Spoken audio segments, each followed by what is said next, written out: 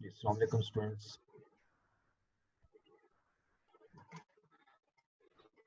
मैंने आपको होमवर्क दिया था 12 यासीन, इसमें कोई प्रॉब्लम है तो डिस्कस कर लें। क्वेश्चन किया है, नहीं किया सर है? एक इशू था जी जी सर, ये रिकॉर्डेड लेक्चर्स नहीं मिल रहे, IS 7 का भी नहीं मिल रहा और 8 जून का भी एक लेक्चर है वो भी अनअवेलेबल है। हाँ जी, मेरी उनसे बात हुई है, वो थोड़ी सी उनको प्रॉब्लम आ रही थी, तो मेरा ख्याल आज रिजॉल्व हो जाएगी, आज और कल में ना। वो कर तो रहे जी हैं ठीक है, कोशिश, जैसे जी होता है ठीक ना, है तो सर, फिर इंशाल्लाह। जी ओके, थैंक यू। हाँ जी, क्वेश्चन नंबर 12 के हवाले से कोई बात करनी हो किसी ने? सर इसकी परचेजिंग का सर बता दें। परचेजेस बता, ठीक है जी। अच्छा, परचेजेस के लिए ऑब्वियसली हम जो अकाउंट बनाएंगे वो ट्रेड पेएबल है, ठीक है। मैं यहाँ पर बना देता हूँ आपको trade payable, working one trade payable. कोई लेजर ओपन बना लेते हैं।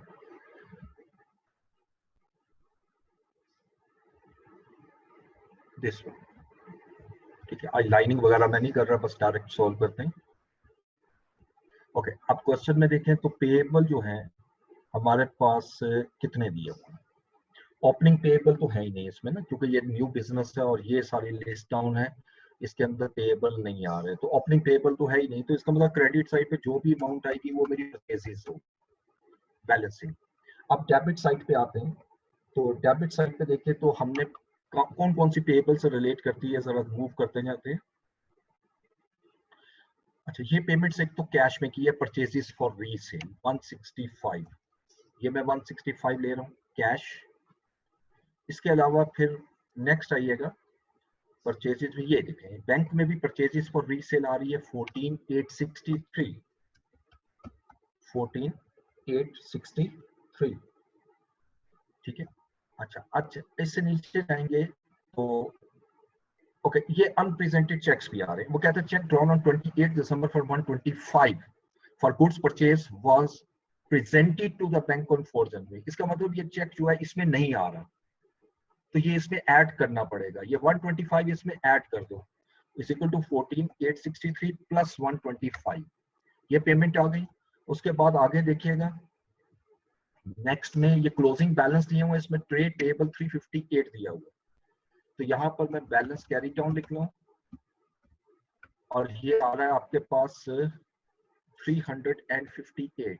अब ये बैलेंस क्या है, बस टोटल करेंगे वही बैलेंस आ जाएगा, ये मेरी परचेज आ जाएगी दिस वन 15511, और यही मेरा बैलेंस आएगा परचेज का। ये मेरी परचेजेज आ गई 15511। ये जो परचेज कैलकुलेट की है ना, इसमें कैश परचेज भी और क्रेडिट भी है, दोनों शामिल है। जी आप पूछिए। सर ये 165 कैसे आए? 125 तो चले आपने लिया अनप्रेजेंटेड चेक से, इसमें से जी मैं बाकी दोबारा ऐड बोल कहाँ से? देता हूँ, मैं दोबारा बोल देता हूँ। देखिएगा 165 तो ये देखें कैश में से आ रहा है, कहाँ गया क्वेश्चन, 11 और 12, ये देखिए यहाँ से अगर ऑनवर्ड चलें, ये cash taking has been periodically paid into the bank after payment of following cash payment, ये कैश में पे किया आपने 165, ठीक है। ये अमाउंट जो है ये मैंने लिखी है 165 कैश में, ठीक है। उसके बाद फिर नीचे आइएगा तो नीचे बैंक में भी आपको नजर आएगा, ये देखिएगा परचेजेस फॉर रीसेल। अच्छा ये 14863 है, और ये ऊपर अगर चलें तो ये अगेन बैंक स्टेटमेंट है, ये देखिए। तो यानी इट मींस कि ये तो वो पेमेंट है जो बैंक से क्लियर हुई है, जबकि एक चेक 125 का आपने 28 दिसंबर को इशू किया था परचेज के केस, वो लिखा भी हुआ है, वो आपका प्रेजेंट नहीं हुआ। जब प्रेजेंट नहीं हुआ तो इसमें इंक्लूड नहीं है, तो वो 125 मैंने इसमें ऐड की है, तो ये 14988 हो गया, और क्लोजिंग बैलेंस गिवन है, ठीक है। अब ये परचेज आ जाएगी। अच्छा अब इसमें कंफ्यूज नहीं होना आपने, जब परचेज लोगे, अब जब मैं सीजीएस निकालूंगा तो ओपनिंग इन्वेंट्री लूंगा, ऐड करूंगा परचेज, और परचेज में फिर एक ड्राइंग्स है, गुड्स ड्राइंग, ये देखा ना, गुड्स टेकन फॉर 2000 पर वीक, ये परचेज में से फिर मैंने माइनस करनी है, जो भी ड्राइंग्स बनेंगी 52 वीक्स हैं और 2000 पर वीक है, तो 52 इंटू 2 104, ये माइनस करूंगा और क्लोजिंग स्टॉक माइनस करूंगा तो सीजीएस आ जाएगी। ठीक है जी, और कोई क्वेश्चन? Excuse me sir. जी सर कैश अकाउंट में 36 का डिफरेंस आ रहा था सर, उसकी क्या ट्रीटमेंट करनी? 36 का ये इसमें ना एक पॉइंट लिखा हुआ था, कल हमने पढ़ा था, this one number 7, difference arising on cash account was discussed with Yasin, but he remained unexplained and was dealt in an appropriate manner. ठीक है, अब ये जो डिफरेंस आ रहा है ना, इसको आप, चूंकि ये कोई कहीं पे फ्रॉड का तो जिक्र नहीं है इस क्वेश्चन के अंदर, तो हम इसको ड्राइंग्स कंसीडर करते हैं, नॉर्मली इसको ड्राइंग्स करते हैं, और अगर कोई फ्रॉड का जिक्र हो क्वेश्चन में तो फिर इसको अमाउंट ऑफ फ्रॉड कंसीडर करेंगे। ठीक है, ये अप्रोप्रिएट मैनर होता है, इसी वजह से इसको हम ड्राइंग्स ले लेंगे, ये भी ड्राइंग्स में चली जाएगी।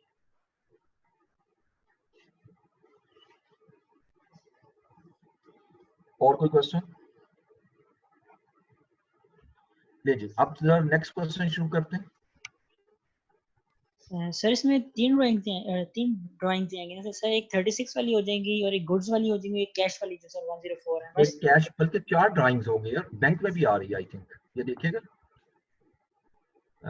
एक ड्राइंग्स ये देखो, ये बैंक में भी आ रही है 1329 की, ये ड्राइंग्स भी आएगी, और कैश वाली ड्राइंग्स ये 20,000 पर ये भी आई, ये 2 हो गई, फिर गुड्स ड्राइंग आ गई, ये 3 हो गई, और चौथी वो जो 36 वाला डिफरेंस आया ना, ये 4 ड्राइंग्स होंगी, 3 नहीं होंगी।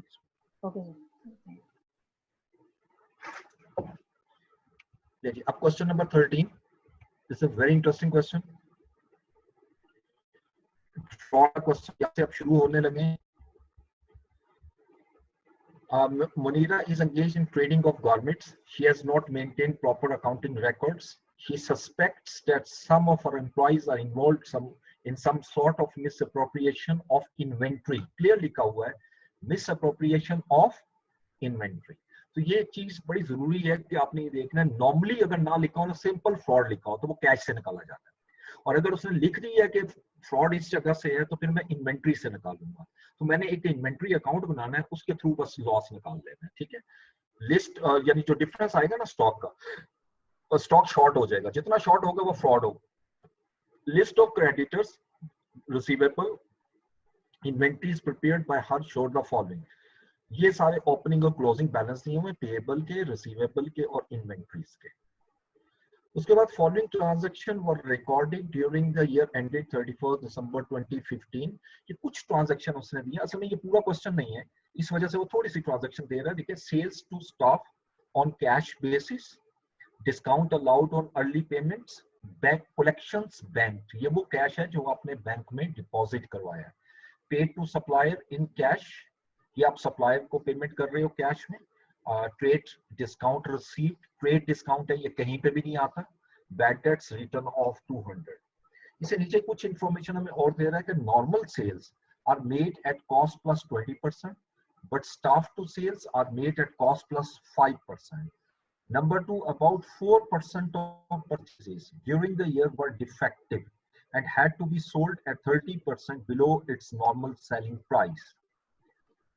Or list of closing inventory at 31st December 2015 include 4 items having total cost of 470. There was a costing error on the invoice raised by supplier, and the total has been erroneously recorded at 740. Invoice is still unpaid. तो ये एक error भी है, ये भी mind रखना है। उसके बाद वो लिख रहा है, collections made in the last week of December 2015 amounting to 860 were deposited into the bank on January 2, 2016. ठीक है, तो यानी ये वो अमाउंट है 860 की जो आपने लास्ट वीक में जमा कलेक्ट की है लेकिन जमा नहीं करवाई। ठीक है, और इसी तरह collections made in the last week of December 14, ये पिछले साल के एंड पे आपकी 500 की कलेक्शन थी लेकिन डिपॉजिट हो रही है 2 जनवरी को, यानी इस साल में। सो ये जो कलेक्शंस ऊपर आ रही हैं, इस कलेक्शन में एक कलेक्शन ऐसी है जो पिछले साल की है, और इस कलेक्शन में एक अमाउंट ऐड करनी पड़ेगी मुझे जो इसमें अभी आपने बैंक में जमा नहीं कराई। कलेक्शन तो हो गई है लेकिन बैंक में जमा नहीं करवाई। ओके, नेक्स्ट आइएगा, loss incurred by Munira on account of misappropriation if any, ये हमें कैलकुलेट करना है। अच्छा, अब इस क्वेश्चन के अंदर चूंकि हम शुरू से जब पढ़ा तो हमें पता लग गया कि इसके अंदर सिर्फ और सिर्फ हमने इन्वेंट्री अकाउंट बनाना है, तो लिहाजा ये हम यहाँ पर क्या करेंगे जी, इन्वेंट्री अकाउंट ओपन कर लेंगे, लेजर, जिस तरह नॉर्मल लेजर ओपन करते हैं उसको ओपन कर लेते हैं, और यहां मैं लिख देता हूं इन्वेंट्री।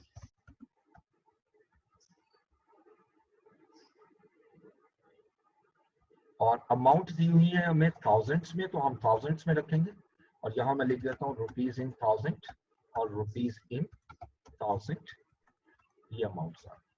अच्छा, इन्वेंट्री अकाउंट में क्या क्या आएगा? अब पूरा क्वेश्चन हमने पढ़ा, यहाँ पर बैलेंस ब्रॉट डाउन, यानी जब साल शुरू हुआ था तो मेरे पास इन्वेंट्री कितनी थी, उसके बाद पूरे साल में मैंने कितनी इन्वेंट्री परचेज की है, फिर पूरे साल में कितनी इन्वेंट्री मैंने सेल्स की है, और उसकी कॉस्ट क्या थी, क्योंकि सेल्स नहीं लेनी, यहाँ कॉस्ट ऑफ सेल लेनी है, उससे इन्वेंट्री डिक्रीज होती है। और फिर अगर कोई ड्राइंग्स हुई है तो वो भी क्रेडिट साइड पे आएगी, जो गुड्स ड्राइंग्स है वो भी नहीं है इसमें, तो ऑब्वियसली एक लाइन में छोड़ूंगा और फिर क्लोजिंग बैलेंस लिख दूंगा। यानी ये डाटा है हमारे पास जो हमें चाहिए, और यहाँ पर हमारा जो डिफरेंस आएगा वो आ जाएगा मिस अप्रोप्रिएशन या शॉर्टेज ऑफ स्टॉक, आप कोई भी वर्ड इसके अंदर यूज कर सकते हैं। ठीक है जी। चलिए, अब ये कौन सा स्टूडेंट को मसला आ रहा है?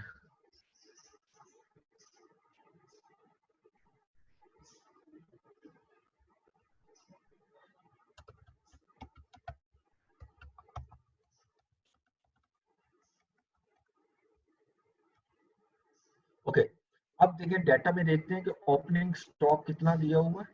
ये देखिए इन्वेंट्रीज, ये ओपनिंग है 2014 वाली 12,500, ये 12,500 ओपनिंग बैलेंस में मैंने लिख दिया, और यहाँ क्लोजिंग बैलेंस में देखिएगा 8,500, ये दोनों वैल्यूज मैंने लिख दी। ठीक है, और अब मुझे सिर्फ चाहिए परचेज और सेल।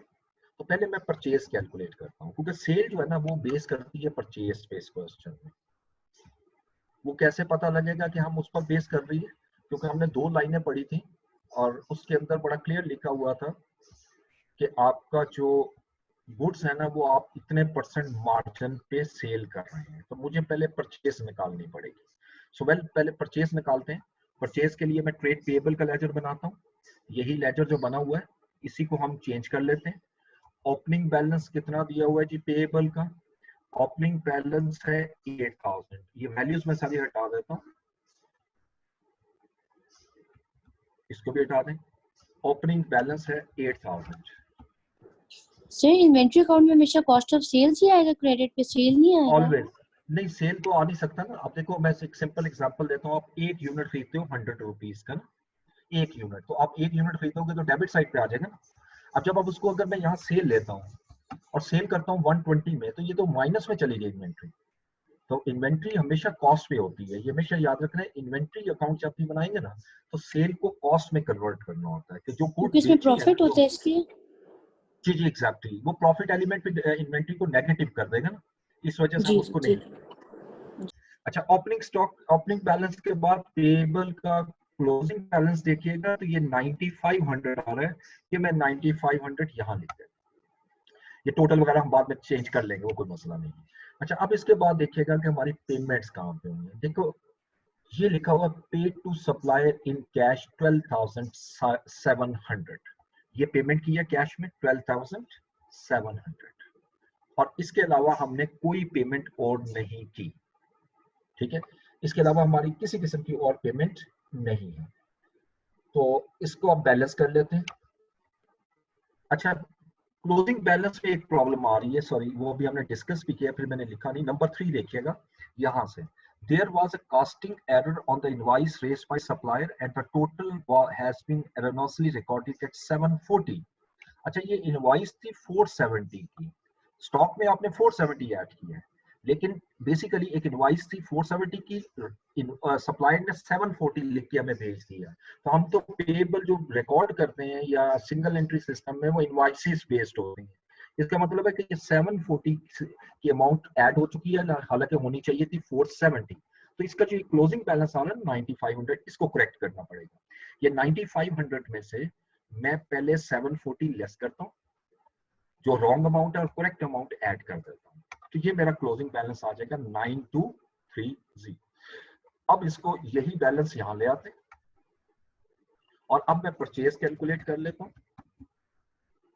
और परचेज कितनी निकलेगी 21,930 माइनस 8,000, ये 3930 की अमाउंट जो आ गई ये मेरी परचेज आ गई। ठीक है, ये परचेज मैं यहाँ ले आऊंगा वर्किंग वन के थ्रू, दिस वन। अच्छा, अब चूंकि मेजर वर्किंग जो है ना इसमें वो सेल्स की है। अब सेल के हवाले से देखें तो उसने दो लाइनें लिखी हुई हैं। एक तो वो कहता है normal sales are made at cost plus 20%, but sales to staff are made at cost plus 5%, दो मार्जिन हो गए। फिर वो कहता है about 4% of purchases during the year were defective and had to be sold at 30% below normal selling price। ठीक है, अब मुझे यहाँ पर क्या करना है, सबसे पहले तो देखो मैंने परचेज निकाली है, अब इससे नीचे मैं कॉस्ट ऑफ सेल्स निकाल देता हूँ, क्योंकि सेल्स निकालने के लिए परचेज नहीं चाहिए, कॉस्ट ऑफ सेल चाहिए। और इसका क्या फार्मूला होता है, opening inventory add purchase less closing inventory, जो आप पढ़ चुके हैं। अब अगर इसमें वैल्यू पुट करूं तो ओपनिंग इन्वेंट्री हमारे पास कितनी,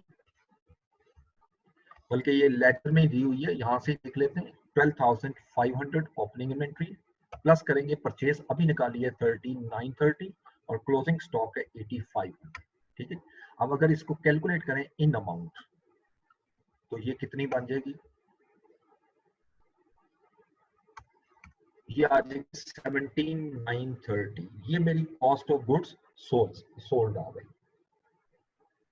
अच्छा, अब कॉस्ट ऑफ गुड्स सोल्ड तो निकल आई, अब मुझे वर्किंग बनानी है सेल्स की।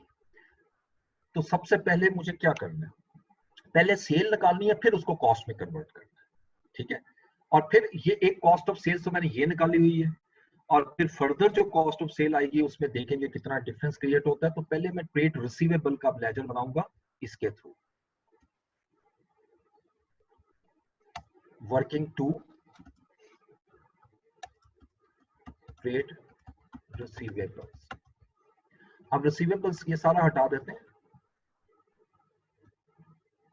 ओपनिंग स्टॉक इसका ट्रेड रिसीवेबल का हमें गिवन है 3600, नो 2000।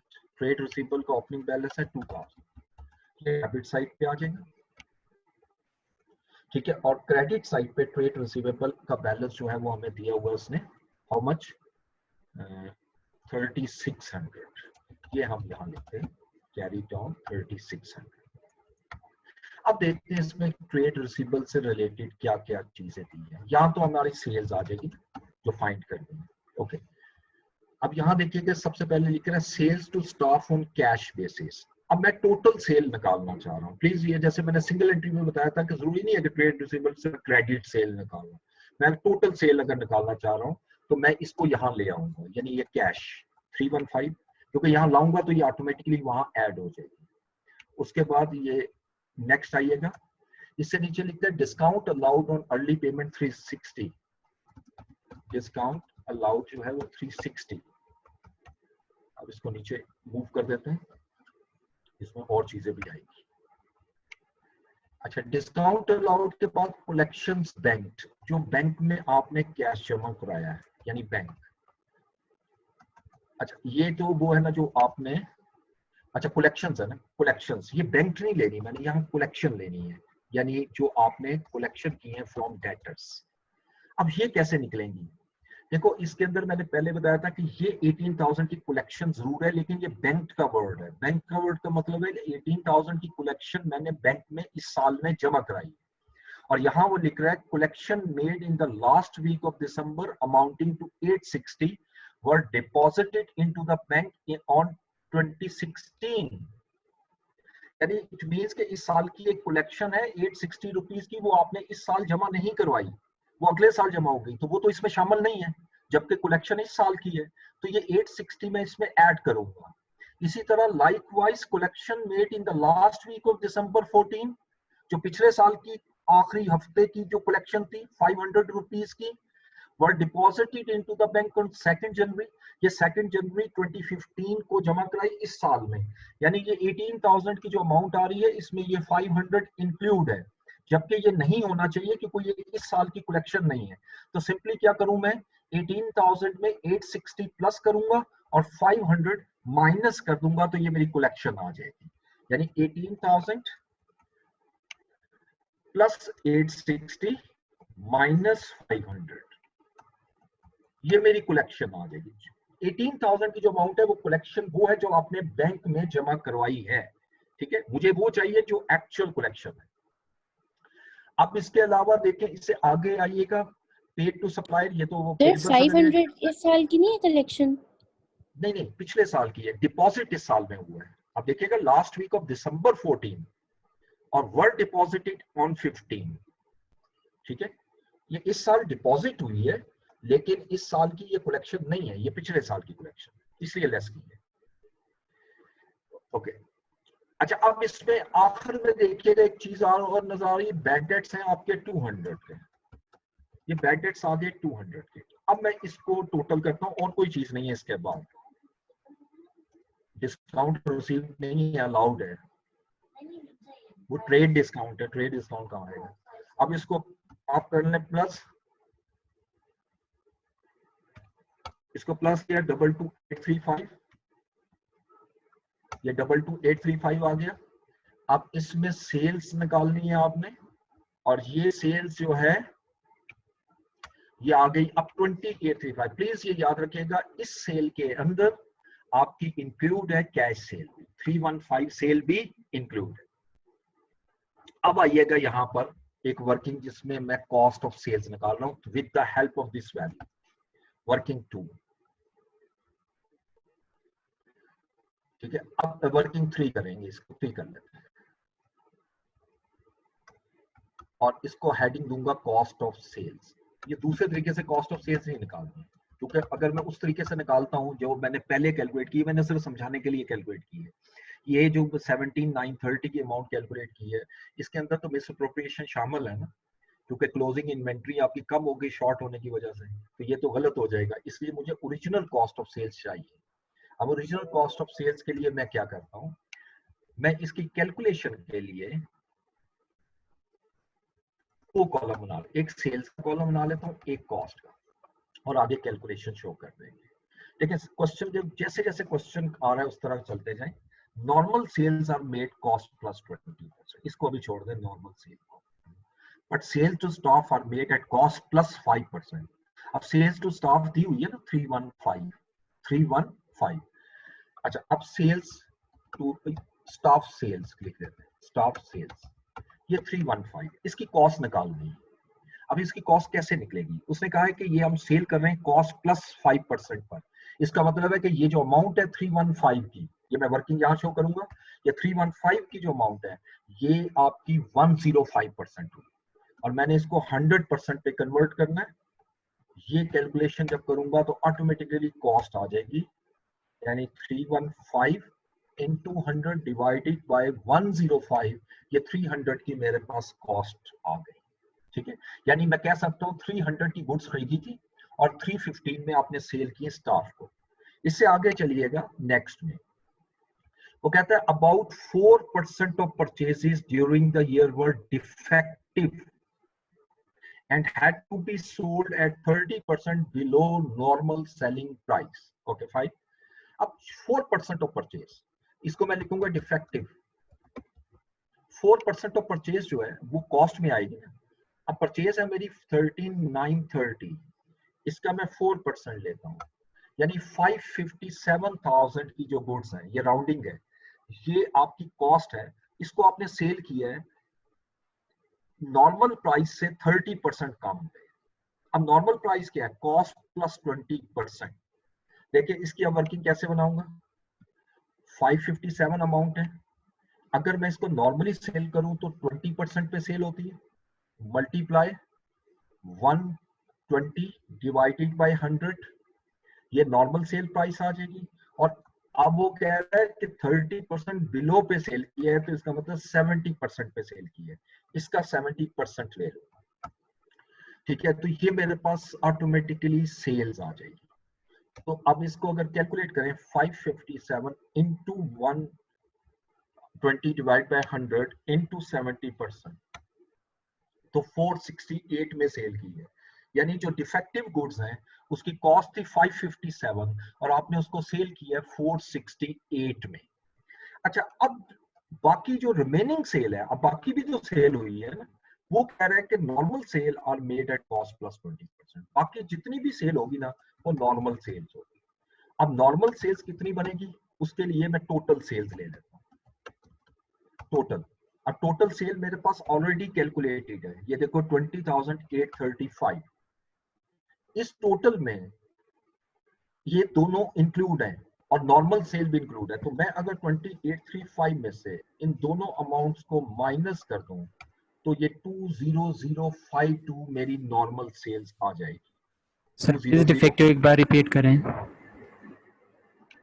डिफेक्टिव का सिंपल वो ये कह रहे हैं कि जिसको नॉर्मल सेल प्राइस से 30% कॉस्ट बिलो कॉस्ट पे कर रहे हो। देखो सिंपल सी चीज है, एक चीज आप खरीदते हो और 100 पे खरीदते हैं कॉस्ट पे। अच्छा, अब ये डिफेक्टिव हो गई है, लेकिन इसको अगर नॉर्मल सेल करूंगा तो इस पे प्रॉफिट कितना होगा, 20%, यानी कॉस्ट का 20% प्रॉफिट, तो वो 20 आ जाएगा। तो इसका मतलब नॉर्मल प्राइस जो है ना, नॉर्मल वो कितनी बन रही है, 120। ये पहला स्टेप है। ये देखिएगा मैंने जो 557 कॉस्ट ली है, ये कॉस्ट को 120 डिवाइड बाय 100 कर दिया। अब इसको सेल कितने पे की है, 30% बिलो नॉर्मल सेलिंग प्राइस, यानी आपने इसको सेल किया है 70% प्राइस पे, यानी इस अमाउंट का 70%, तो 84 रुपीज में मैंने सेल किया है। तो इसका दूसरा तरीका ये है कि जो 557 की अमाउंट है इसका 84% ले लो, तब भी वही अमाउंट आई। ठीक है, ये ऑल्टरनेट वर्किंग भी मैंने आपको बताया। अच्छा, अब इसके बाद आइएगा, अच्छा ये नॉर्मल सेल आ गई। अच्छा, नॉर्मल सेल के मुताबिक तो वो लिख रहा है कॉस्ट प्लस 20%, कॉस्ट प्लस 20%। तो कॉस्ट हमें नहीं मालूम कितनी है, हमें नहीं मालूम कितनी है, लेकिन ये मालूम है कि अगर कॉस्ट प्लस कह रहा है तो कॉस्ट 100 है, तो सेल 120%, तो ये 120% है। अब इसको कॉस्ट में कन्वर्ट करना है, तो कैसे करूं, 20,052 into 100 डिवाइडेड बाय 120। क्योंकि मैं अब इसको कॉस्ट में कन्वर्ट, पहले कॉस्ट को सेल में कन्वर्ट कर रहा था इसलिए 120 बाई 100 था, लेकिन अब सेल को कॉस्ट में कन्वर्ट कर रहा हूं तो 100 बाई 120 आएगा। तो इसको मैं मल्टीप्लाई कर देता हूं 100 बाय 120, ये 16,710 की अमाउंट आ जाएगी हमारी। और इसको 20052 इंटू, इसको मैं सीधा सीधा कैलकुलेट कर 1.2 कैलकुलेट, 16,710 की वैल्यू आ गई नॉर्मल सेल प्राइस। ठीक है, अब इन तीनों को प्लस कर लेता हूं। This is known as cost of sale. ये सिर्फ मैंने, अब आप गौर से देखें, इस अमाउंट और इस अमाउंट में डिफरेंस आएगा। आपने प्लीज इस अमाउंट को नहीं लेना, ये सिर्फ और सिर्फ मैंने कैलकुलेशन की थी आपको एक चीज समझाने के लिए कि जिस वक्त इन्वेंट्री में फ्रॉड हो रहा है तो मैं कॉस्ट ऑफ सेल अगर परचेस में करूंगा तो यकीनी बात है वो तो गलत होगी, क्योंकि स्टॉक ओपनिंग और क्लोजिंग के अंदर फ्रॉड मौजूद है। तो इसलिए इससे आपने केयरफुली देखना है और इस तरह आपने कैलकुलेट नहीं करना। ओके, अब जैसे कॉस्ट ऑफ सेल आई, ये कॉस्ट ऑफ सेल मैं क्रेडिट साइड पे ले जाता हूँ 17,567। अब जो डिफरेंस आएगा, this is miss appropriation. Total entry का 26,430, यही टोटल मैं यहां लाऊंगा और इसमें से ये दो अमाउंट लेस कर देता हूं, तो ये मेरे पास 363 की अमाउंट आ रही है। And this is the amount of fraud और अमाउंट ऑफ शॉर्टेज। ये मेरा आंसर आएगा क्वेश्चन के अंदर, मिस अप्रोप्रिएशन में। ठीक है, तो जब मिस अप्रोप्रिएशन का क्वेश्चन आए तो आपने जरा केयरफुली करना है वर्डिंग के मुताबिक, जैसे मैंने अभी आपके सामने सारी डिस्कशन की। आप कोई क्वेश्चन है इस बारे में तो पूछ लो।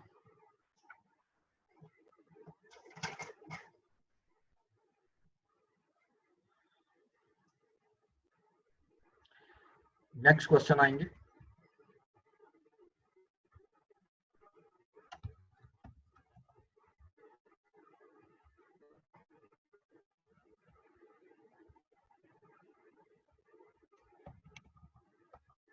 Adnan,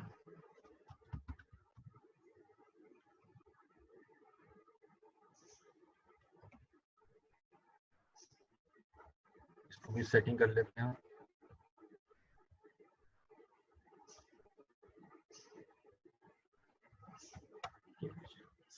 question number 14, Adnan.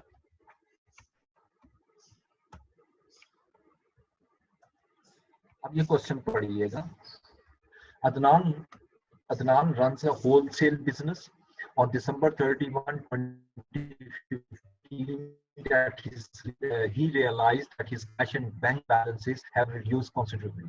अच्छा, यहाँ पर कैश और बैंक बैलेंस की बात कर रहा है, ठीक है? He has requested you to investigate the situation and has provided you the following information. देखो इसमें बैलेंसेस हुआ कैश बैंक के बड़ी तेजी से डिक्लाइन हो रहे हैं। ओपनिंग बैलेंस काफी ज्यादा था, क्लोजिंग बैलेंस बहुत कम है। Sundry receivables, inventory, creditors, rent payable 1 month दिया हुआ है, 1 मंथ का। उसके बाद electricity and telephone bills payable. आगे चलिएगा, ये ओपनिंग नहीं है, क्लोजिंग है। अच्छा, 20% of the goods are sold on cash basis, यानी जो 20% गुड्स हैं वो आपने कैश बेसिस पे सेल किए हैं at a markup of 22% on cost, जबकि credit sales were made at a profit of 20% on sales. All collections from receivables were made in cash, यानी जितनी रिसीवेबल से कैश कलेक्शन आ रही है उतनी कैश में आ रही है। Number 3, Adnan paid wages, rent, electricity and telephone charges in cash out of sale proceeds. The remaining amount of sale proceeds was deposited into the bank. Okay. The bank passbook reveals the following withdrawals. ये bank से इतनी amount withdraw हुई है, creditors को आपने इतनी payment की है, नॉन करंट एसेट आपने 1 जुलाई 2015 को बाय की है, और ड्राइंग्स आपकी 122,600। नंबर 5 वो लिख रहा है all purchases were made on cash credit. अच्छा, जब जो चीज क्रेडिट ये लिख रही है ना, परचेज क्रेडिट पर है, और परचेज की जितनी पेमेंट है वो चूंकि बैंक से हो रही है तो ये रिलायबल फिगर होगा। इसी तरह वेजेस जो है वो आपकी 8900 पर मंथ है, ये जो ऊपर लिखा हुआ है कैश में पे की है। उसके बाद payment on account of electricity and telephone charges amounting to 33,000, ये भी कैश में पे की है, ये ऊपर लिखा हुआ है इसमें। तीसरा, rent has been increase from October 2015, rent 2015 से इंक्रीज हो गया है, और कितना इंक्रीज हुआ है ये तो हम देख लेंगे क्वेश्चन में, लेकिन इसमें से पेमेंट निकालनी है। Number 10, opening balance in the non current asset account net of depreciation was ₹285,000, ये ओपनिंग बैलेंस आ गया। Depreciation is recorded at 10% per annum on declining balance method and it's based on number of months for which the asset have been in use. अब question की requirement है, statement of comprehensive income बनानी है, statement of financial position बनानी है, और amount of cash shortage calculate करनी है। कैश शॉर्टेज, अब ये कैश अकाउंट से निकलेगी शॉर्टेज। सो वेल, इस क्वेश्चन को आप करने के लिए क्या करेंगे, आप सेल्स पर रिलाई नहीं करना। वजह, सेल्स की सेल जो है ना वो उसकी जितनी भी कलेक्शन हो रही है वो कैश में हो रही है, और कैश में फ्रॉड मौजूद है। अगर मैं इसको बेस बनाऊंगा तो ऑब्वियसली फ्रॉड हाइड हो जाएगा। इसलिए अब हम क्या करेंगे, पहले परचेज निकालेंगे, वो परचेज रिलायबल है क्योंकि इसकी जितनी पेमेंट हो रही है वो बैंक के थ्रू हो रही है। परचेज को कन्वर्ट करूंगा सीजीएस में, यहाँ सीजीएस में कन्वर्ट करूंगा तो इन्वेंट्री में फ्रॉड नहीं है। सीजीएस जब निकल आएगी, सीजीएस से फिर इस पैराग्राफ को अप्लाई करूंगा तो मेरी सेल आ जाएगी, ठीक है। अब चूंकि मैंने स्टेटमेंट ऑफ कॉम्प्रिहेंसिव इनकम बनानी है तो इसलिए सबसे पहले मैं वही लूंगा, ऊपर हेडिंग देते हैं स्टेटमेंट ऑफ कॉम्प्रिहेंसिव इनकम, ये 2 कॉलम बना लेते हैं, और अमाउंट इन, अच्छा टोटल दिया है तो टोटल ही लेंगे, यहाँ रुपीज लिख देता हूँ और रुपीज।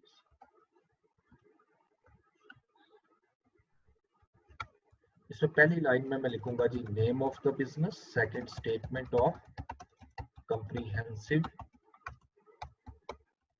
इनकम, और तीसरा आ जाएगा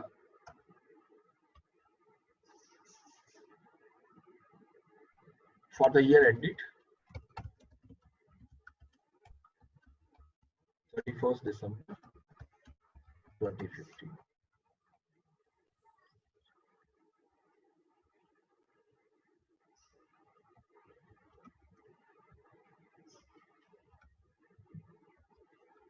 ओके, अब सबसे पहली चीज हमें चाहिए सेल्स। Let's start. अभी हमने डिस्कशन की कि सेल्स आपकी रिसीवेबल से नहीं निकल सकती, रिलायबल नहीं है, क्योंकि फ्रॉड की अमाउंट हमने आइडेंटिफाई करनी है। तो लिहाजा मैं सबसे पहले निकालूंगा परचेज, और परचेजेस के लिए मुझे पेएबल का लेजर बनाना है। पेएबल के बैलेंस दिए होंगे, ओपनिंग बैलेंस में पेएबल नहीं आ रहा, और ये पेमेंट की है क्रेडिटर्स को। All the purchases were made on credit, इसका बैलेंस होना चाहिए पेएबल का। अच्छा ये दिया क्रेडिटर्स का वर्ड लिखा हुआ है, तो उसके बगैर तो हो नहीं सकता। तो स्लो ये यहां से मैं वर्किंग स्टार्ट कर रहा हूँ।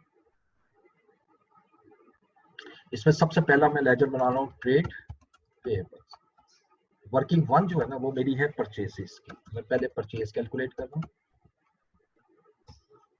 और इसके लिए जो मैं लेजर बना रहा हूँ वो ट्रेड क्रेडिटर्स वर्ड लिखा हुआ है, मैं उसी को यूज कर रहा हूँ।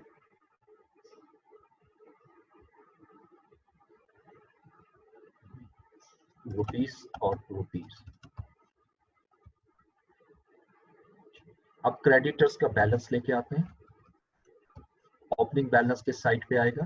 क्रेडिट साइड पर। ये क्रेडिट साइड पे ओपनिंग बैलेंस ले आए।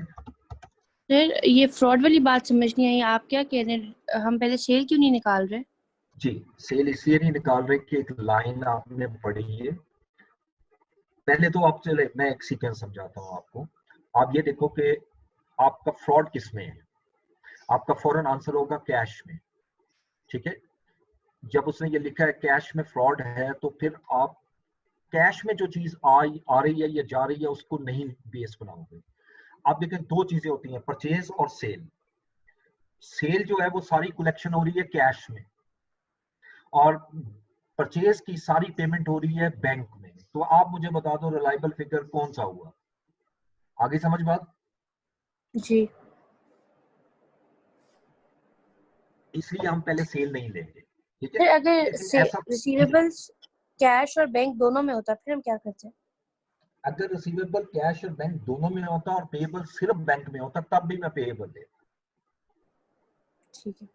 ठीक है। क्योंकि अगर एक और चीज भी ध्यान में रखिएगा, पेएबल में फ्रॉड होने का चांस कम है, रिसीवेबल में चांस होने का फ्रॉड होने का चांस ज्यादा है, क्योंकि वहां से कलेक्शन आती है, ठीक है। और क्रेडिटर को पे करना होता है तो वो तो ऑब्वियसली ऑथराइज पर्सन साइन करेगा चेक, तो उसको जाएगा ना, तो फ्रॉड के चांसेस कम हो जाते हैं। मैं ये नहीं कहूंगा कि जीरो हो जाते हैं, लेकिन कम हो जाते हैं। तो जितना रिलायबल फिगर होगा उसको हम पहले लेंगे। अब इसका क्रेडिटर्स का ओपनिंग बैलेंस यहाँ आइएगा। क्रेडिटर्स का ओपनिंग बैलेंस, अब ये 2015 अब पहला कॉलम है, 2014 पिछला कॉलम है, तो ओपनिंग बैलेंस आ रहा है 116,100। क्लोजिंग बात में लिखते हैं, यहां से हमने परचेज फाइंड करनी है, ये मेरा बैलेंसिंग फिगर है। अब देखिएगा पेमेंट कहाँ हुई है। क्रेडिटर्स में अगर आप देखें तो पेमेंट आपकी एक ही आ रही है डेबिट साइड पे बैंक में, 1423,800, 1423,800। इसके अलावा कोई डिस्काउंट नहीं है, सारा क्वेश्चन सामने है आपके, कोई रिटर्न नहीं है। सिंपल क्लोजिंग बैलेंस ले लो 130,800, 130,800। अब इसको हम कैलकुलेट कर लेते हैं।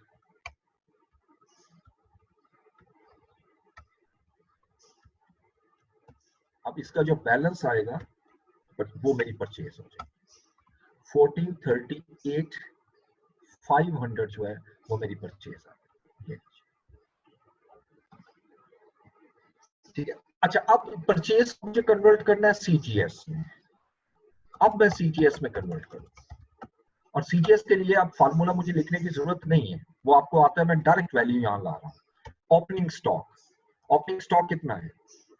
15,700 plus purchases 14,38,500 minus closing stock 27,500, ठीक है जी।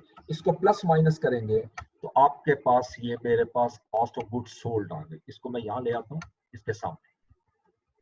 ये फिगर जो है इसको मैं जरा प्रोमिनेंट करने के लिए, सेपरेट करने के लिए इसको बॉक्स में डाल देता हूं। अब ये मेरी कॉस्ट ऑफ सेल्स आई है 1426,700, लेकिन मुझे सेल्स चाहिए। अब सेल्स कैसे निकलेगी? मैं यहाँ लिखता हूँ जी वर्किंग नंबर 2, सेल्स। सेल में अब उस वर्डिंग को फॉलो कीजिएगा। वो कहता है 20% of goods were sold on cash basis eight a markup of 22% on cost. ठीक है, यानी इन शॉर्ट जो मेरी कैश सेल्स है, कैश सेल्स वो 20% गुड्स सोल्ड, 20% ऑफ गुड्स। ठीक है, और किस पे सेल किया आपने? Eight 22% markup. मार्कअप किस पे होता है? कॉस्ट पे। मार्कअप कॉस्ट पे। अब देखिए इसकी अमाउंट कैसे कैलकुलेट? 20% ऑफ गुड्स, गुड्स का मतलब कॉस्ट ऑफ गुड्स सोल्ड। ये जो कॉस्ट ऑफ गुड्स सोल्ड है इसका 20% गुड्स जो है, ये आपने 20, ये मैंने अलग कर दिया, ये 20% गुड्स आ गई, ये आपको समझाने के लिए अलग फिगर लिखा है। अब इसमें मार्कअप ऐड कर दें, 22% मार्कअप। मार्कअप कॉस्ट पे होता है, ये कॉस्ट ही है, ऊपर जो लिखी है ये कॉस्ट है। अब इसका 20% मैं 22% लेता हूँ, ये अमाउंट आ गई 62,775। तो मेरे पास कैश सेल कितनी आ गई? इन दोनों को प्लस कर लेंगे तो ये मेरी कैश सेल आ गई 348115। ये मेरी कैश सेल आई है, यहाँ पर मैंने इसको बॉक्स बना दिया। ठीक है, अब मैं क्रेडिट सेल लेता हूँ। देखिएगा आगे क्या लिखते हैं, credit sales were delivered. Ji sir ये 285 कैसे है? 285 का लिखा है, 285 340। अच्छा 340। ये 20% ऑफ गुड्स है, यानी ये जो कॉस्ट ऑफ गुड्स सोल्ड है ना इसका 20% है। ये मैं शो कर देता हूँ आपको। और सर ये कॉस्ट ऑफ गुड्स सोल्ड कहाँ से है? कॉस्ट ऑफ गुड्स सोल्ड कहाँ से है वो भी बता देता हूँ, ये 20%। अब तो मैं इसलिए सारी चीजें शो नहीं कर रहा कि मैं एक्सपेक्ट करता हूँ कि अब ये चीजें आप समझ चुके हो। ओपनिंग स्टॉक, ओपनिंग स्टॉक कितना है? 15,700 plus purchase 1438,500 minus closing stock 27,500। अब समझ आ गई बात? ये दोनों कैलकुलेशन करोगे वही आएंगे। और ये कैसे आया ये भी बता देता हूँ। ये 20% मार्कअप है और मार्कअप कॉस्ट पे होता है, तो इसका मतलब है 285,340 को मैंने मल्टीप्लाई करना है 122 डिवाइडेड बाय 100। ये खुद ब खुद आपका 22 बाय 100, 122 आएगी तो वो प्रॉफिट है। ये 22 बाय 100, ये अमाउंट इस तरह आई और ये सिंपल इन दोनों को प्लस किया तो ये कैश सेल कैलकुलेट हो गई। ठीक है जी, अब आइएगा क्रेडिट सेल्स। और क्रेडिट सेल्स में वो क्या कह रहा है? 80%, ये मैंने पढ़ा था ना, 80% जो है, यानी क्रेडिट सेल्स पर made at profit of 20% of sale. 80% मैं कहां से ला रहा हूं? देखो 20% गुड्स जो है आपने अगर कैश पे बेची है तो 80% क्रेडिट पे बेची, और क्रेडिट की गुड्स 20% प्रॉफिट पे बेची है और प्रॉफिट सेल पर है, जिसको मार्कअप मार्जिन कहा जाता है। पहला मार्कअप है, दूसरा मार्जिन है। तो अब 80% गुड्स जो है वो आपने सेल्स की है एट 20% मार्जिन। ठीक है, अब मैं यहाँ पहले कैलकुलेट करूंगा बिल्कुल इसी तरीके से, यानी ये कॉस्ट ऑफ गुड्स सोल्ड है, इसका 80%, पहले 20% लिया था, अब 80% ले रहा हूं। तो ये कॉस्ट ऑफ गुड्स सोल्ड की अमाउंट ही आ गई, इसका 80% लिया तो ये अमाउंट बन गई 1141,360। अब इस पे मैंने ऐड करना है 20% मार्जिन, और मार्जिन की कैलकुलेशन जरा डिफर होती है क्योंकि मार्जिन होता है सेल पे। अगर सेल पे परसेंटेज है तो सेल 100 हुई तो कॉस्ट 80 हो गई। इसका मतलब कि ये जो अमाउंट आपने कैलकुलेट की है ये 80% है, ये 80% है, और इसका अगर 20% लेना है तो 1141,360 इंटू 20/80। ठीक है, अब इसको कैलकुलेट किया, ये मेरा प्रॉफिट एलिमेंट इसमें शामिल हो गया। अब इन दोनों को ऐड कर लेंगे तो ये मेरी क्रेडिट सेल आ जाएगी। अब अगर मैं इसका 20% लूंगा तो यही अमाउंट आएगी, यानी 1426,700 का चेक कर लेते हैं। 1426,700 का सीधा सीधा 20% लूंगा तो वही अमाउंट आ रही है 285,340।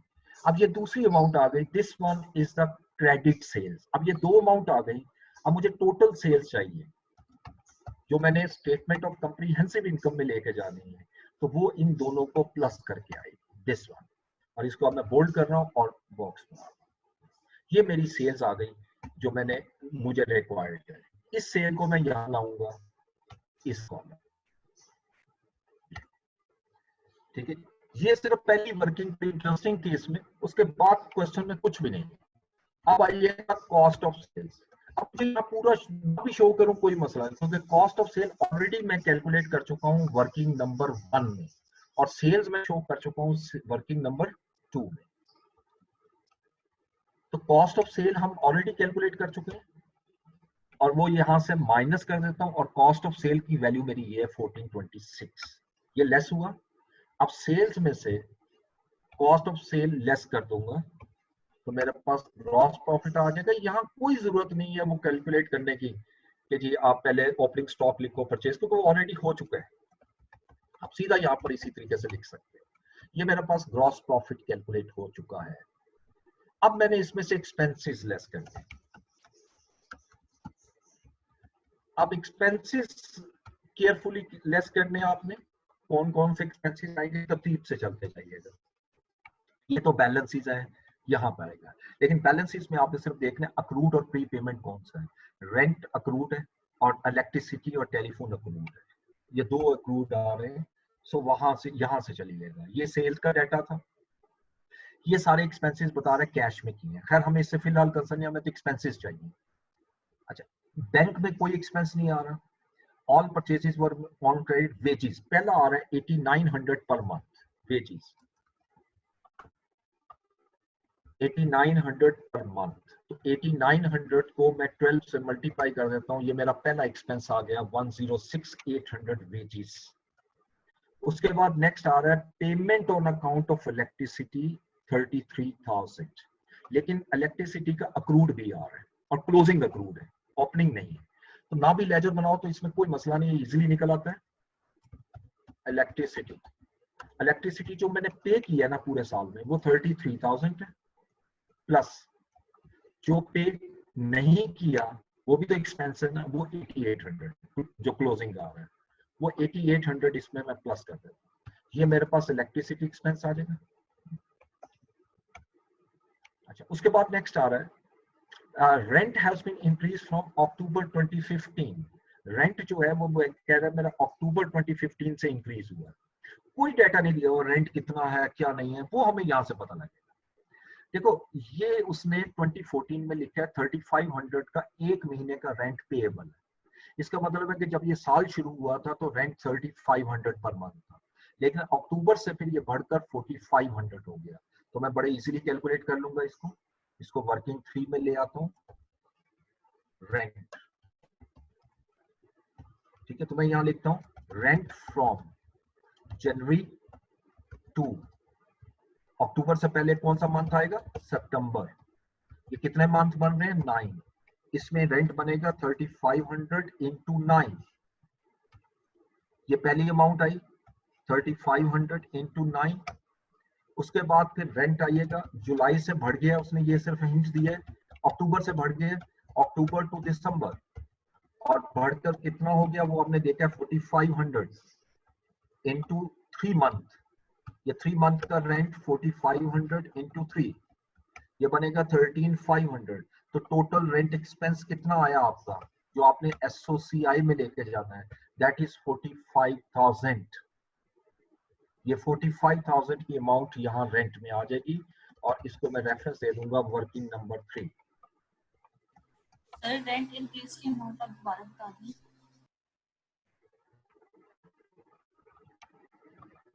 देखो लिखा हुआ है rent has been increase from October 2015। अक्टूबर से रेंट इंक्रीज हो जाएगा, इसका मतलब है कि सितंबर तक रेंट पुराना ही रहेगा। आप ओल्ड रेंट कितना था वो यहाँ से पता लगेगा 14 वाला। 3500 रेंट जो है वो सितंबर तक होगा, और उसके बाद अक्टूबर से उसने सिर्फ हिंट दिया है कि इंक्रीज हो गया, तो इंक्रीज होकर कितना हो जाएगा 4500। तो 3 मंथ 4500 आएंगे, और 9 मंथ जो है वो आपके 3500 आएंगे। इनको प्लस कर लेंगे, वो मेरा रेंट एक्सपेंस बन जाएगा, ठीक है। अच्छा, अब इसमें एक्सपेंसेस देखो, वेजेस हम ले चुके हैं, रेंट ले चुके हैं, इलेक्ट्रिसिटी टेलीफोन बिल ले चुके हैं, ये कॉम्बिनेशन में थे। आप और कोई एक्सपेंस देख लें इसके अलावा जो नॉन कैश है, वो नीचे देखिएगा। Opening balance in the non current asset net of depreciation was 285,000। ये ओपनिंग बैलेंस है। और depreciation is recorded at 10% per annum on declining balance method and is based on number of month for which the asset have been in use। ये तो opening balance है, लेकिन इसके अलावा एक नॉन करंट 75 का आप 1 जुलाई को भी परचेज की है, तो दोनों पे डेप्रिसिएशन लेनी है। इसको भी वर्किंग में कन्वर्ट कर लेते हैं। वर्किंग फॉर डेप्रिसिएशन, सबसे पहले मैं लेता हूं डेप्रिसिएशन ऑन ओपनिंग बैलेंस या old asset balance brought down. अच्छा, ओल्ड एसेट जो है वो उसकी वैल्यू है 285,000, इस पे आपने 10% डेप्रिसिएशन लेनी है पूरे साल की, ठीक है, क्योंकि आपने सेल तो कोई नहीं किया। 285,000 का 10%। लेकिन जो न्यू एसेट खरीदा है 75,000 का, ये 1 जुलाई को खरीदा है, इसका मतलब इस पर डेप्रिसिएशन 6 मंथ किया है। अब मैं लेता हूं एसेट पर 75,000 इंटू 10% इंटू 6/12, ये आ जाएगा आपका 75,000 इंटू 10% इंटू 6/12, 3750। इन दोनों को ऐड कर लें, this one is the depreciation expense 32,250। यहां ले आऊंगा depreciation working number 4 and that is 32,250। अच्छा, अब इसके बाद मेरा कोई और एक्सपेंस नहीं आ रहा, लेकिन अब आइएगा आखिर में फ्रॉड। जो फ्रॉड होता है उसके बारे में दो मुख्तलिफ ट्रीटमेंट होते हैं। अगर तो फ्रॉड इंश्योर्ड हो, यानी उसकी इंश्योरेंस भी हो, तो फिर तो ये आपका एसओसीआई में नहीं आता, ये स्टेटमेंट फाइनेंशियल पोजीशन में आता है रिसीवेबल अमाउंट के, ये रिकवर होती है। लेकिन अगर ये इंश्योर्ड ना हो तो ये फिर एक्सपेंस में जाता है। अब यहाँ जब ऐसे क्वेश्चन में मेंशन ना हो तो आप कोई भी अजम्पशन ले सकते हैं। तो ठीक है, मैं यहाँ पर अजम्पशन ले रहा हूँ कि आपका ये जो लोन है, ये जो लॉस है, जो भी अभी हमने कैलकुलेट नहीं किया, ये इंश्योर्ड नहीं है। ठीक है, मैं यहाँ लिखता हूँ not the loss of cash is not insured. ये अजम्पशन मैंने ली, और इस अजम्पशन पे अब मैं कैलकुलेट कर रहा हूँ फ्रॉड की अमाउंट। अब फ्रॉड की अमाउंट कहां से निकलनी है? वेरी सिंपल, कैश से, क्योंकि कैश लॉस हुआ है ना। अब कैश का लेजर बना लेते हैं हम। यहां लाता हूं मैं इसको,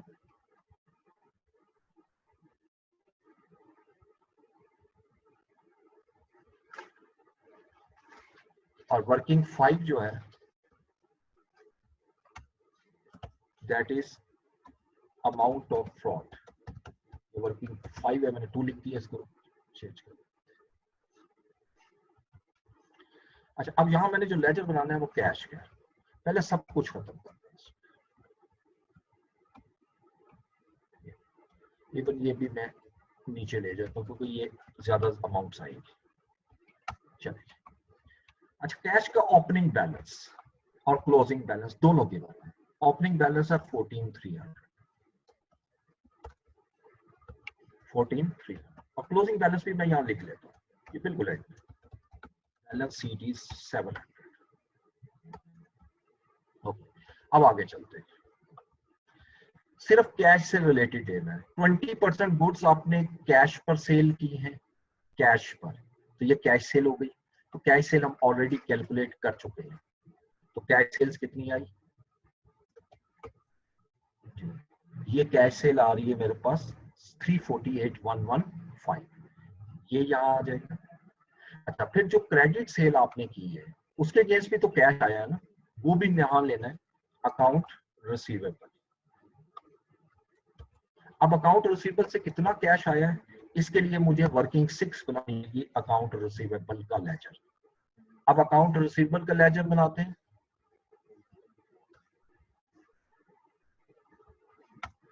और ये मैं एक्चुअली वर्किंग बना रहा हूं किसके लिए?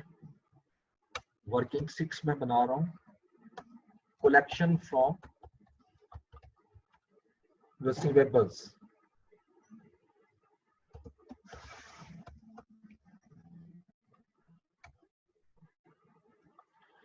अच्छा, अब यहां आ जाएगा ट्रेड रिसीवेबल्स या डेटर्स, जो भी नाम दिया हुआ है। अब ट्रेड रिसीवेबल का ओपनिंग बैलेंस लीजिएगा, रिसीवेबल्स ये देखिए ना, सन्ड्री रिसीवेबल, ओपनिंग बैलेंस 48,700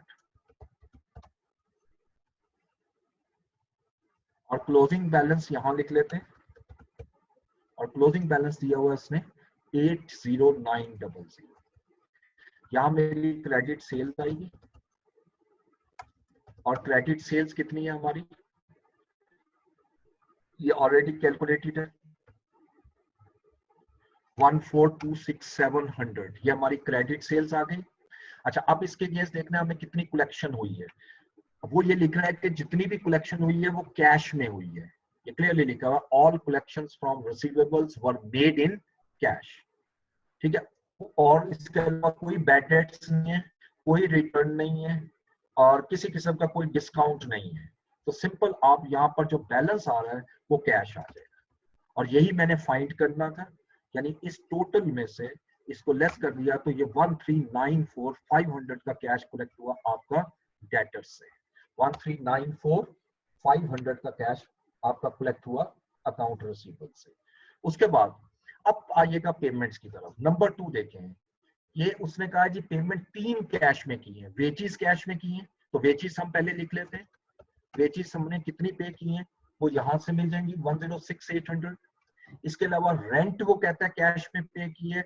अच्छा, जो रेंट हमने यहाँ लिया है ना, ये वाला रेंट वहां नहीं लाना, क्योंकि ये एक्सपेंस है, इसमें कुछ अक्रूड भी है, ओपनिंग और क्लोजिंग, तो इसलिए हमें इसका लेटर बनाना पड़ेगा।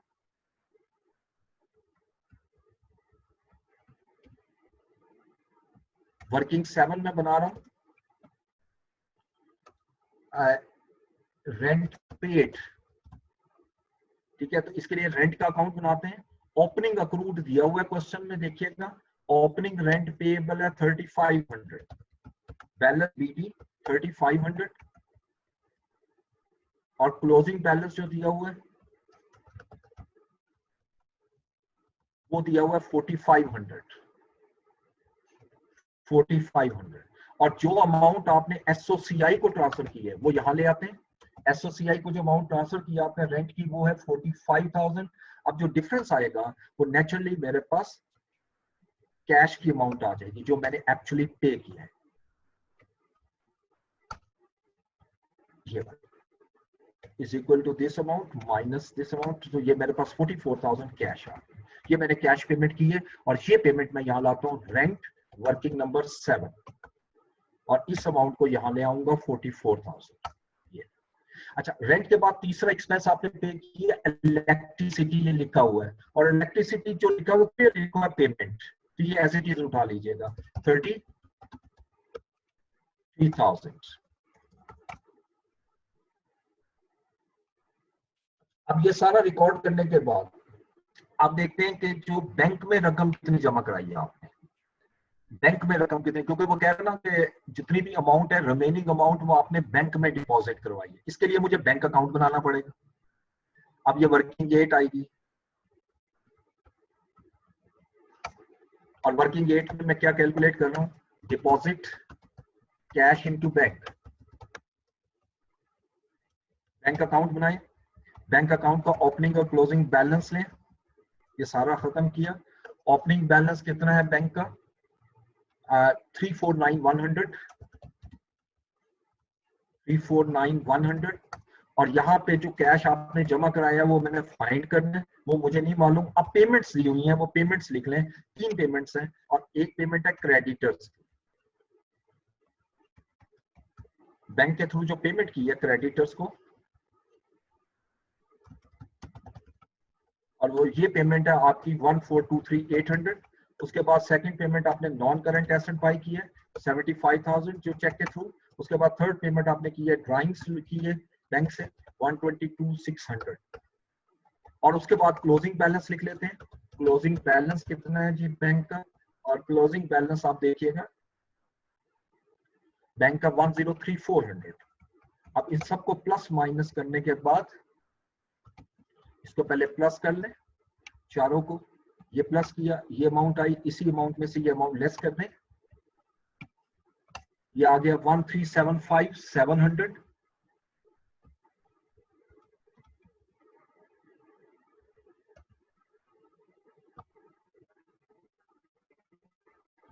ओके, अब मैं यहां लिख देता हूं बैंक। बैंक में जो रकम जमा कराई है आपने वो है आपकी 1375700। अब देखते हैं कि कैश कितना शॉर्ट है। इसका डेबिट साइड को टोटल किया, ये टोटल किया, इस टोटल को यहां लाए। अब इसमें से ये शॉर्टेज ऑफ कैश आ जाएगी जो फ्रॉड है, दिस अमाउंट माइनस इन सबको मैं माइनस कर रहा हूं। तो 196,715 की जो अमाउंट है ये अमाउंट ऑफ फ्रॉड है। और अब हमने ये अज्यूम किया कि ये शॉर्टेज जो है ये आपकी रिकवरेबल नहीं है, तो ये लॉस हो जाएगा। तो loss of cash working number 5 और ये अमाउंट आ जाएगी 196,715। और अब इसको टोटल कर लें। क्लास का टाइम ज्यादा हो गया है। अटेंडेंस का क्या करना है, लगा लिया आपने? सर मैंने पिक्चर ले लिया, आप कैरी ऑन करें। अच्छा ठीक है, मैं चाह रहा हूँ इसको मुकम्मल कर। ये आ गया, ये 422